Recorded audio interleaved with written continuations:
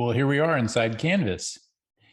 You can see it's displaying all of my courses because I've clicked on the dashboard. This is a convenient way to see what courses you're enrolled in for this semester. We'll start by clicking on one of these little cards that lists the class. You can see it's got the title, the section number, and the semester. So if we click on it, will take us into the class. So click on that. And here we are inside the class. You can see it defaulted to landing on the syllabus page. That's because I've set the home page to be the syllabus page for convenience, and because a lot of important information for the class throughout the semester can be found on the syllabus page. So we can see it's got the class title, the section numbers, and then instructor, which is also a link to the Meet Your Instructor page, which has all my contact information, as well as the Zoom link to my online office hours. Below that is a PDF version of the syllabus, which you can then download and put on each one of your devices or print it out to take notes, whatever works best for you.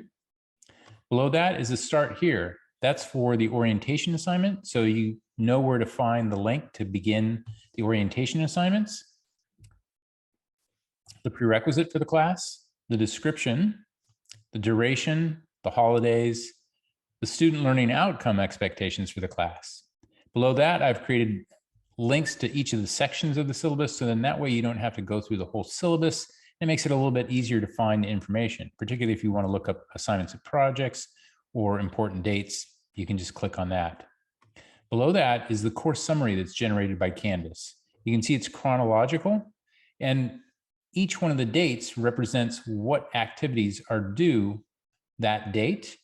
And these are only graded activities. So things like reading a lesson or something aren't going to show up here. It's only activities that are graded. So it's a good way to kind of stay organized and know what you've got coming up. Let's go back up. Another great way to navigate in Canvas, particularly in my classes, is to use the modules. So if I click on modules, you can see we've got the welcome, the orientation, and then all these other projects down below. So we've got the orientation unit followed by 5 projects. The only sections that are immediately opened are the welcome section, which has the Meet Your Instructor, as well as the welcome information that's helpful to get you started in this online class. Even if you used Canvas before, there might be some information in here that's helpful, like the software and hardware resources. And of course, Meet the Instructor, which is going to be different for each instructor. The other section that's open are all those syllabus pages that we saw on the syllabus page, all the different sections. And then the orientation unit, you can see that each one of these units or modules is basically a project, with the exception of the orientation unit, which is to get you kind of acclimated to the pace of the course as well as kind of the structure.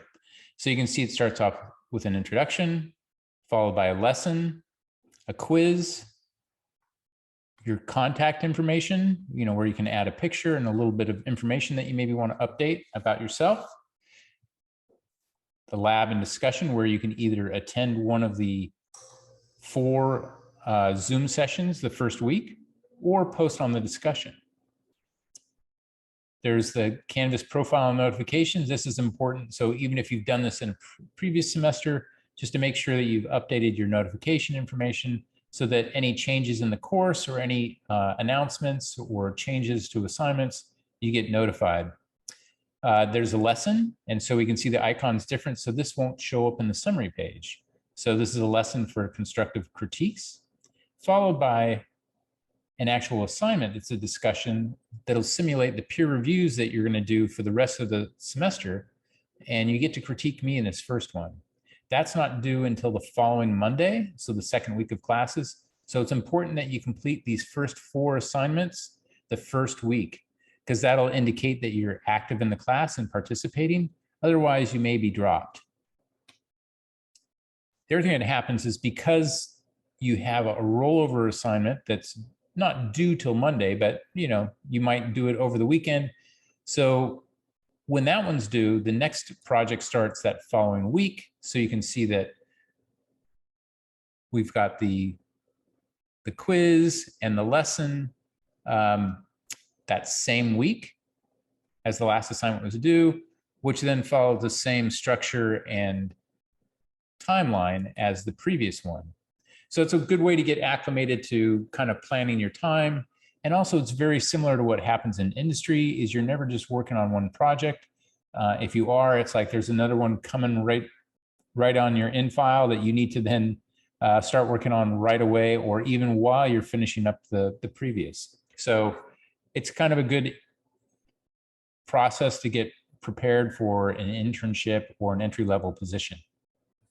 So again, you can see we've got all the different projects that are going to, kind of follow the same structure as the orientation unit, which will kind of prepare you for all the other projects during the class. So in terms of these Zoom and lab discussion sessions, you can see if I click on the Zoom link off on the left, it then lists all the Zoom meetings. And again, you only need to choose one of the 4 the first week or post on the discussion. From that point forward, it'll be 3 every week. The reason that we're seeing 2 listed in some cases is because there's a lab and a discussion, so they're kind of doubled up. And then the office hours aren't going to be found here. That we need to go back to the home. Click on the instructors link. Takes you to the Meet Your Instructor page. And again, you can see all my contact information, including my College Marin email in case for some reason you can't get into Canvas, so you can't message me that way. Email address, should you need it, or snail mail address. And then my online office hours that are the same days and times each week. And then the Zoom link is right below that. So this is just for the office hours.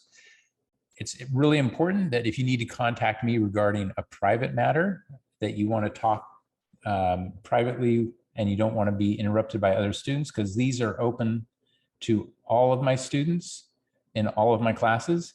So then you'll need to send me an email or a message requesting a special time to meet with some proposed days and times, and then we'll arrange a schedule where we can both meet, and then we'll talk privately, and I'll send you a private Zoom link so you don't have to worry about any other student popping in during our discussion. So that's pretty much it. Pretty straightforward.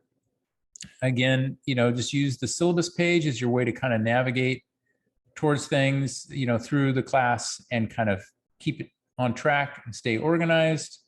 And I look forward to seeing you in the class and seeing what creative solutions you come up with for our design projects. And I'll see you the first week of classes.